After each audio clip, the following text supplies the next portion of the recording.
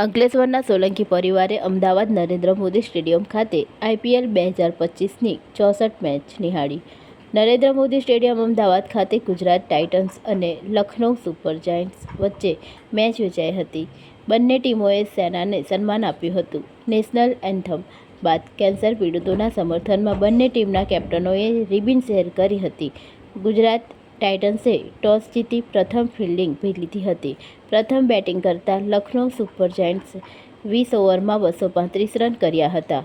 Gujarat titans 236 run target chase કરતા માત્ર 7 વિકેટે 202 રન જ બનાવી શકી હતી અને ગુજરાત ટાઇટન્સે 33 રનથી હરાવ્યું હતું.